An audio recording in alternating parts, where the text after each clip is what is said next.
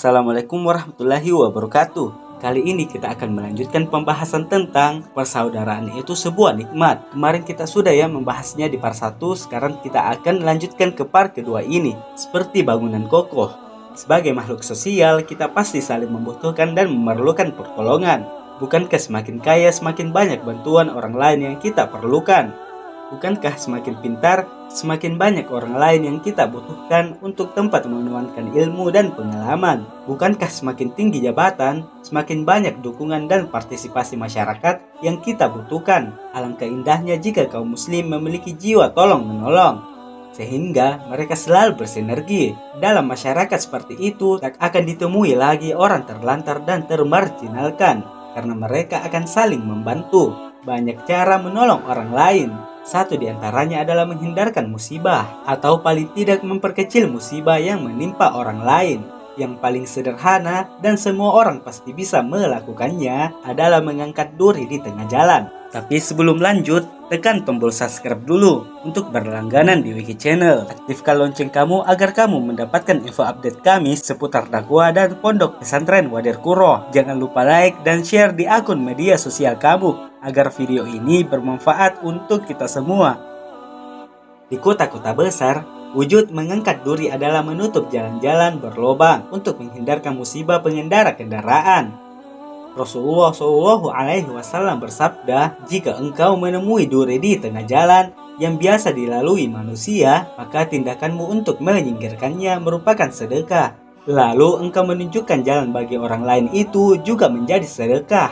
Serta pertolonganmu pada yang lemah dengan kekuatanmu itu menjadi sedekah. Dan keteranganmu bagi orang yang tidak mengerti itu menjadi sedekah. Hadis riwayat Ahmad. Dengan memperhatikan hadis di atas, sesungguhnya bagi seorang muslim peluang bersedekah bisa dilakukan setiap saat, bahkan hanya dengan tersenyum kepada orang lain. Betapa mudahnya kita memperbanyak pundi-pundi amal kebajikan. Semua kebajikan itu tidak akan sia-sia. Jika seseorang menutup aib sesamanya, maka Allah Subhanahu wa Ta'ala pun kelak akan menutupi aibnya di akhirat. Jika kita meringankan musibah yang menimpa orang lain, Allah memberi jaminan bahwa kelak di hari kiamat kesedihan kita akan diangkat. Tolong menolong dan bantu membantu semestinya menjadi kesadaran dan komitmen bersama di antara kaum muslim.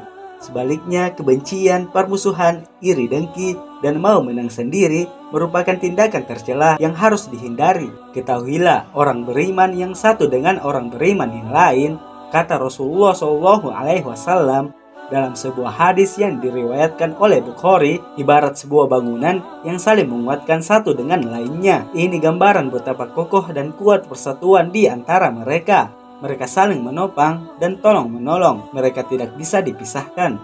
Menolong yang berbuat zolim. Dalam Islam, orang yang berbuat zolim maupun dizolimi sama-sama harus ditolong. Bagaimanapun mereka adalah bersaudara yang harus diselamatkan.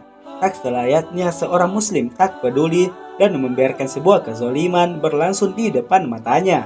Dari Anas bin Malik, Rasulullah SAW bersabda, tolonglah saudaramu yang berbuat zolim atau yang dizolimi. Orang-orang berkata, wahai Rasulullah, kami biasa menolong orang karena dizolimi. Lalu bagaimana kami menolong orang-orang yang telah menzolimi? Rasulullah SAW kemudian menjawab, berilah penghalang di atas kedua tangannya. Hadis riwayat Bukhari dan Muslim. Jadi mereka yang menzolimi orang lain harus kita hentikan dengan segala daya yang kita miliki. Ini akan menyelamatkan orang yang dizolimi sekaligus orang yang menzolimi. Jika cukup dengan nasihat, maka berilah ia nasihat. Jika harus dengan peringatan keras, maka berilah ia peringatan keras. Bahkan jika jalan yang harus ditempuh dengan menyebarluaskan berita di media massa, maka cara itu juga bisa ditempuh. Tapi bila sudah terlanjur parah dan satu-satunya cara mengembalikan hak orang yang dizolimi adalah dengan kekerasan, maka itu pun harus dilakukan. Wallahu a'lam bishawab. Assalamualaikum warahmatullahi wabarakatuh.